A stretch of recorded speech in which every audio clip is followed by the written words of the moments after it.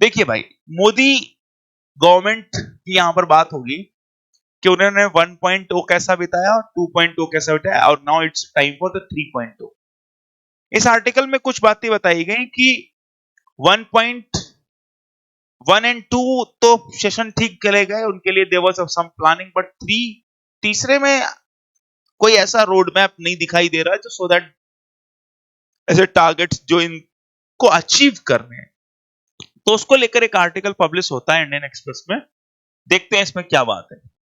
With structural transformation stalling, private investment cycle yet to take off, upward mobility restricted due to limited job creation and subdued wages, government has its work cut tackling economies continue weakly। इनका कहने का मतलब है, देखो जी, अभी के लिए अगर हम देखें तो प्राइवेट इन्वेस्टमेंट को अभी तो बहुत ऊपर लेकर जाना है, और उसको अभी भी शुरू होने की जरूरत है भारत के अंदर, ऐसा कोई स्टार्ट नहीं हो गई। जो अभी नौकरियों की बात है, तो एम्प्लॉयमेंट क्रिएशन में भी वो हमें आपको पुश नजर नहीं आ रहा कि बहुत तेजी से एम्प्लॉयमेंट ऊपर की तरफ चला जाए और लोगों को बहुत पैसे कमाने लग जाएं। अगर मैं वेजेस की बात करूं तो बहुत सारा वेजेस या सैलरी भी ऊपर नहीं गई है ना। तो इकोनॉमी को आगे कैसे बूस्ट करना है, कैसे ले जाना है, लैक ऑफ रोड मैप दिखाई दे रहा है, ऐसा यहां पर इस आर्टिकल में कहा गया है। ठीक है, का 1.0 और 2.0 में रणनीतियां जो थी वो that was quite clear, but if we talk about third, तो यहां पर इकोनॉमिक ट्रांसफॉर्मेशन के लिए लैक ऑफ आपको रोड मैप दिखाई दे रहा है, ऐसा कहा गया। पहले 1.0 यानी कि जो 2014 से 2019 के पीरियड में जो गवर्नमेंट थी उस पर थोड़ा लुकआउट देते हैं, का उसमें हमें इकोनॉमिक स्टेबिलिटी देखने को मिली थी। चीजें पहले थोड़ी सी महंगी थी 2012-13 के दरमियान, तो यहां पर कुछ इन्फ्लेशन वगैरह कंट्रोल हुई थी, फिस्कल डेफिसिट कम हुआ था, इन्फ्लेशन का टारगेट सेट हुआ था, और स्टेबल टैक्सेबल पॉलिसी भी हुई थी। इनका कहने का मतलब है कि टैक्स टू जीडीपी रेशियो बढ़ा, इन्फ्लेशन कम हुआ, इन्फ्लेशन को कम करने के लिए आरबीआई को रिस्पॉन्सिबिलिटी बनाया गया, और फिस्कल डेफिसिट यानी कि जो बजट पे घाटा होता है वो भी इन्होंने कम कर लिया। They are saying this. ठीक है, these were the major focus area जहां पर इन्होंने काम किया। And if we talk about the reforms, तो जीएसटी को लागू भी इसी पीरियड में किया गया था। देखो 2014 से 2019 की बात हो रही है, तो 2017 में आया। इंसॉल्वेंसी बैंक करप्सी कोड 2016 में आया। ये जो बैंक से लोन लेते और चुकाते नहीं है उनके लिए ये आईबीसी का प्रोग्राम आया था। बैंकिंग सेक्टर क्लीन, अब बैंकिंग सेक्टर के अंदर जो बहुत सारी बैंकें डूबने को हो रही थी उनकी बैलेंस शीट को भी ठीक किया गया। तो ये 1.0 में किया गया, यानी कि ये पहला वाला जो सेशन था गवर्नमेंट का 2014 से 2019 का, वो सेशन ठीक था और उसी में इन्होंने ये काम भी किया है। But if we talk about Modi 2.0 2019 से 2024 के बीच में, वहां पर मेजर चेंजेस हुए। जैसे एक चेंज हुआ कॉर्पोरेट टैक्स रेट में चेंज हुआ। कॉर्पोरेट टैक्स रेट में चेंज का मतलब है जैसे कंपनियां जो होती हैं उन्हें पहले 30% तक टैक्स रेट देना पड़ता था, but as of now corporate tax companies जो होंगी, कॉर्पोरेट टैक्स मतलब कंपनियां जो है वो कॉर्पोरेट टैक्स 22% देती है। नई कंपनियों के लिए से 15% कर दिया गया। तो टैक्स ईजिंग की गई इसमें, ये यहां पर मेंशन किया गया। प्रोडक्शन लिंक्ड इंसेंटिव की बात करें तो मैन्युफैक्चरिंग सेक्टर को बूस्ट करने के लिए पीएलआई नाम की एक योजना भी लॉन्च करी गई, so that they can easily give some incentives to the sectors. तो कई सारे क्षेत्र हैं उनको इंसेंटिव दे सके, इसलिए इन्होंने पीएलआई नाम की योजना लॉन्च करी। पैंडेमिक मैनेजर की बात करें तो फ्री फूड, कैश ट्रांसफर्स भी दिए गए उस पीरियड ऑफ टाइम में। तो आप 2.0 देखेंगे कि हाउ इट इज इफेक्ट मतलब इंपैक्टफुल, ये कितना प्रभावशाली है। इमरजेंसी क्रेडिट स्कीम भी यहां पर लागू करी गई कि देखो जी, जनरली होता क्या है, अगर बैंक्स आपके लोगों को पैसा नहीं देंगी तो इन्वेस्टमेंट नहीं बढ़ेगा, और बैंकों में कॉन्फिडेंस कौन डालता है? गवर्नमेंट डालता है कि आप इनको पैसा दीजिए, कल को अगर ये लोग डुबाते भी हैं then the government will pay the amount. Government या सरकार पैसा देगी. इंक्रीज कैपिटल एक्सपेंडिचर, अब आप देख सकते हैं आज के समय में तो 50 लाख रुपए के बजट में 15 लाख रुपए, 15 लाख करोड़ रुपए बजट सरकार कैपिटल एक्सपेंडिचर करती है सो दैट इंफ्रास्ट्रक्चर देश का बन सके, है ना. तो ये यहां पर सेकंड वाले का देखें तो सेकंड में भी काफी कुछ क्लियर है और समझ में आ रहा है कि हाँ ये they are approaching in the right side. ठीक है, ये सीधा जा रहे हैं.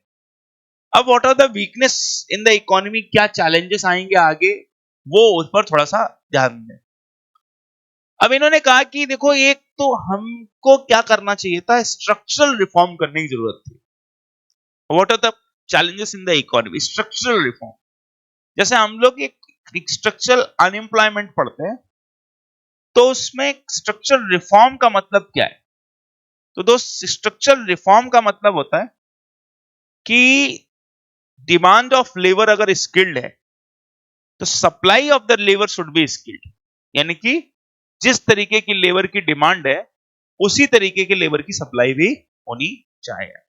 तो स्टॉल्ड स्ट्रक्चरल ट्रांसफॉर्मर का मतलब था कि हम लोग स्किल्ड लोग पैदा करते सो दैट अगर कंपनियों में उनकी मांग बढ़ती तो वो जाते. लेकिन अब वो चीज इन्होंने कहा कि वो स्टाल्ड हो गई, रुक गई है, ठप हो गई है. अब क्या हो रहा है कि the people are not into the industries, they are shifting to, या they are back to the roots and they are back to the farmings. तो इन्होंने कहा कि लोग कृषि में ज्यादा जा रहे हैं रेदर देन इंडस्ट्री में.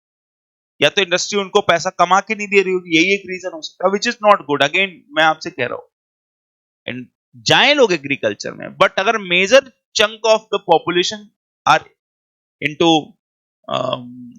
Agriculture, that is not good for economy. वो अच्छा नहीं होता अर्थव्यवस्था के लिए. फिर क्या कि प्राइवेट इन्वेस्टमेंट में काफी गिरावट आई है देश के अंदर. प्राइवेट इन्वेस्टमेंट के साथ साथ जैसे मान लो अगर एफडीआई की बात करें वो भी नीचे गिरा है. इन्होंने कहा डिस्पाइट फिस्कल इंसेंटिव्स, बहुत सारे incentive government is offering, private sector investment ऊपर नहीं उठ रहा है और वो धीमा ही रह रहा है. इसके अलावा गुड्स एंड सर्विसेज को लेकर भी कहा गया इट इज ऑल्सो स्टाल्ड.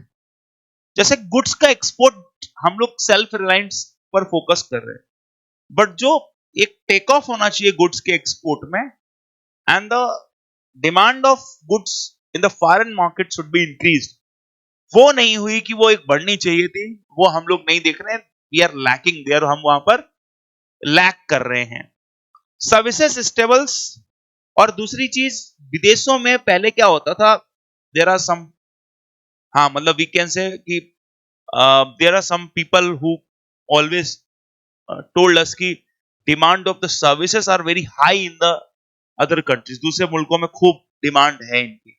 तो वो चीज भी अपन को अब नहीं होती दिख रही है, वो यहां पर आपको होता नहीं दिखाई दे रहा है ना. रेटर देन इन्होंने कहा कि लिमिटेड जॉब क्रिएशन, नौकरियां भी अब नहीं आ रही हैं नई, specially for low skilled worker. और जो लो स्किल्ड वर्कर्स हैं वो भी यहां पर आपको दिखाई देंगे कि उनके लिए कोई काम नहीं आने लग रहा है. फिर वेजेस और हाउस होल्ड कंजम्पशंस, लोगों के वेतन में काफी हद तक कमी आई है और खर्च कमजोर हुआ. जब इनके इंक्रीज नहीं होगा तो it is not possible that कि वो फिर उनके पास पैसा हो और बढ़े. तो हम यहां पर कह सकते हैं लोगों के वास्तविक वेतन में कोई वृद्धि नहीं हो रही है. तो what are the major challenges in the Indian economy, आप उनको भी लिख सकते हो आंसर के फॉर्मेट में. वी कैन से कि स्ट्रक्चरल ट्रांसफॉर्मेशन जो है वो दैट इज स्टार्ट, यानी कि वो रुका हुआ है.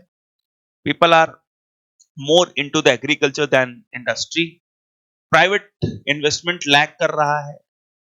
The private investment is not increasing despite the government is taking some fiscal incentives. And फिर वो जो अनएम्प्लॉयमेंट है वो भी बढ़ रही है और सैलरी वगैरह भी आपको बढ़ती हुई नहीं दिख रही है. और अनस्किल्ड वर्कर्स के लिए तो एम्प्लॉयमेंट कहना ही नहीं है, वो कहां बढ़ रहा है. ठीक. अब गवर्नमेंट ने क्या ऐसा सोचा है so that government can come up with the with an idea so that they can crack all the challenges, जिससे कि वो अपनी जितनी भी चुनौतियां हैं उनको क्रैक कर सके। अब आ जाओ देखते हैं 3.0 क्या है। अब तीसरी जो गवर्नमेंट है इस बार की जो चल रही है, the government need to focus on some trade agreements, और वो लोग इस बार ट्रेड एग्रीमेंट्स पर ज्यादा फोकस कर रहे हैं, and they are negotiating with the US, यूरोपीय यूनियन एंड यूनाइटेड किंगडम, यानी कि ब्रिटेन के साथ भी उनका फ्री ट्रेड एग्रीमेंट साइन करने का पूरा जोर कोशिश हो रहा है।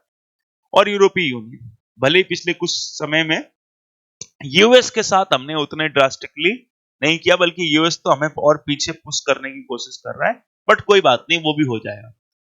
Deregulation and ease of doing business, and there is need of to focus some more areas in India, जहां पर और ज्यादा हमें जो लाइसेंसिंग है और इस तरीके के जो सिस्टम हमने डेवलप करेंगे वो करने की जरूरत नहीं है। High level committee for regulatory reforms, कि और ज्यादा ईज ऑफ डूइंग बिजनेस कैसे प्रमोट इंडिया में की जा सकती है, तो government need to focus on it, सरकार को इस पर और ज्यादा बल देने की जरूरत है, और इसके लिए एक कमेटी बनाएं कि और क्या हम इंसेंटिव्स दे सकते हैं, कौन से सेक्टर हैं where we can find out कि the government can work more, और ज्यादा काम कर सकती है ना।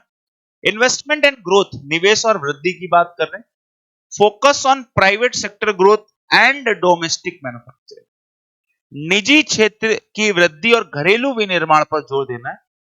तो जैसे कि प्राइवेट सेक्टर पर फोकस करना पड़ेगा, और ये भी फोकस करना पड़ेगा कि डोमेस्टिक मैन्युफैक्चरिंग बढ़े, तो जो आपके लोग काम कर रहे थे एग्रीकल्चर से, वहां से निकाल कर आप इधर लेकर आ पाओगे। एक अच्छा आर्टिकल हो सकता है ये हमारे आंसर लिखने के पॉइंट ऑफ व्यू से, और जब कभी भी हम कोई क्वेश्चन लिखते हैं तो वहां पर ये काफी हद तक पेपर 3 में हेल्प कर सकता है। तो प्लीज बी केयरफुल कि what are the key challenges, तो चैलेंजेस भी हैं और कहां पर सरकार फोकस कर सकती है वो भी एरियाज है।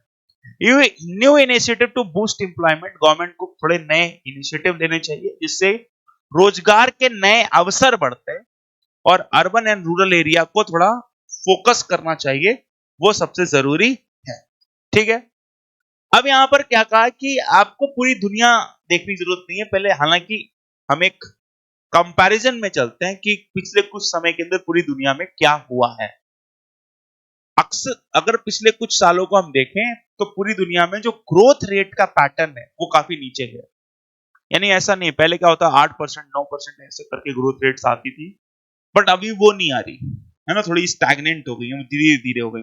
कई कंट्रीज तो ऊपर जाने के बजाय धीरे धीरे थोड़ा नीचे से जा रहे। अब ऐसे में यूएस, अब फिर एक इन्फ्लेशन एक बड़ा मुद्दा था पिछले कुछ वर्षों से पूरी दुनिया के अंदर, फूड इन्फ्लेशन भी एक बड़ा चैलेंज था, but at this point of time थोड़े ये मुद्दे हल्के पड़े। आइए देखते हैं कि यूएसए वगैरह देशों ने क्या ऐसे इनिशिएटिव उठाए हैं जिन्हें एक रिफॉर्म के तौर पर देखा जा रहा है। पहले तो यूएसए की तरफ से एक रिफॉर्म यह उठाया गया कि Trump department of government efficiency introduce in the reduce regulatory burden, सरकारी नियमों को कम करने के लिए ट्रम्प द्वारा department of government agency department of government efficiency की स्थापना की गई। तो इन्होंने एक डिपार्टमेंट बनाया, और उस डिपार्टमेंट का काम है कि कैसे वहां पर प्राइवेट इन्वेस्टमेंट को बढ़ाना, सरकार के खर्चों को कम करना, सरकार कैसे और ज्यादा इफेक्टिव हो सकती है, बेटर रेगुलेशन करना, और मैन्युफैक्चरिंग को और ऊपर ले जाना, लोगों के लिए, सरकार के लिए रेवेन्यू और जनरेट करना। तो ये अभी हाल ही में जो नया सेशन गवर्नमेंट लेकर आई तो उसमें ये काम किया गया, और Elon Musk is the head of it, और बनाया भी किसको हेड, तो दुनिया के सबसे अमीर आदमी। यूरोपीय यूनियन ने क्या कहा है, यूरोपीय यूनियन कहा कि ड्रगी रिपोर्ट ने व्यवसायिक नियमों को कम करने का सुझाव दिया। एक ड्रगी रिपोर्ट जारी हुई जिसमें कहा गया कि यूरोपीय यूनियन जरूरत से ज्यादा, यानी कि अपने यहां कॉम्पिटिटिवनेस को कम कर रहा है और जरूरत से ज्यादा रेगुलेशन करने की कोशिश कर रहा है, विच इज नॉट रिक्वायर्ड। मतलब इनको चाहिए कि ये थोड़ा हल्का हाथ रखें, इतना तेज हाथ ना रखें, क्योंकि ज्यादा तेज हाथ रखेंगे ये नियम होंगे, ये कानून होंगे, हर चीज के लिए कानून बना दीजिए, तो फिर लोग कहां प्रोडक्शन हो करेंगे ही नहीं, अपना काम पे जाएंगे, तुम्हारा प्रोडक्शन करेंगे। अर्जेंटीना ने भी कुछ रिफॉर्म्स लिए, हालांकि अर्जेंटीना इज नॉट कोई ऐसा डेवलप्ड कंट्री है कि बहुत उसको फॉलो करने की जरूरत है, लेकिन फिर भी government ministries reduced from 19 to 9 to improve efficiency. 19 मंत्रालय होते थे, अर्जेंटीना ने उन्हें घटाकर 9 कर दिया। सोचिए, इतना जज्बा है हमारे यहाँ। अगर हम देखें तो 70-71 मंत्री बन सकते हैं, सोचिए आप, है ना। पढ़ते हो ना, काउंसिल ऑफ मिनिस्टर्स जो होंगे वो आपकी लोकसभा के 15% बन सकते। पहले तो कोई था ही नहीं थे, 100 बन जाते। हालांकि 71 ही बहुत हो गए। फिर अर्जेंटीना की तुलना में भारत में जनसंख्या और देश भी काफी बड़ा है, वो मैं समझ सकता हूं। बट ये जो एडिशनल एक्सपेंडिचर हो रहा है वो भी कम हुआ, और दूसरा एफिशिएंसी भी बढ़ी। नो, अगर मैं कोई काम कर सकता हूं, 2 काम कर सकता हूं, तो मुझे 2 काम करने चाहिए, रादर देन ये मान के बैठना चाहिए कि नहीं नहीं मैं तो एक ही काम करूंगा। तो ये काम नहीं होना चाहिए। वियतनाम की अगर मैं बात करूं तो bureaucratic procedures streamlined, several ministries abolished. तो वियतनाम ने भी यही काम किया कि नौकरशाही प्रक्रिया को सरल किया और कई मंत्रालयों को भी समाप्त कर दिया। हमारे यहाँ यही स्ट्रक्चर की थोड़े रिफॉर्म की और जरूरत है। मिनिस्ट्रीज नई नई बना देने से कुछ नहीं होगा, बल्कि जो मिनिस्ट्रीज चल रही है उनमें रिफॉर्म्स लाने की जरूरत है। उन्हें और ज्यादा अकाउंटेबल और ट्रांसपेरेंट बनाने की जरूरत है। वेयर, और ये एक जो समस्या है अकाउंटेबिलिटी कि वो किसको बताएंगे, कब बताएंगे। कई बार डेटा पूछते हैं तो वो कुछ भी डेटा बता देते हैं। हेल्थ मिनिस्ट्री कह देगी कि कोई भी ऑक्सीजन की कमी से किसी की मृत्यु नहीं हुई, है ना। जो चीज हुई है उसे स्वीकार करिए, उसको ठीक करिए, और क्या कर सकते हैं आप। तो वो चीज आपको समझनी पड़ेगी, है ना।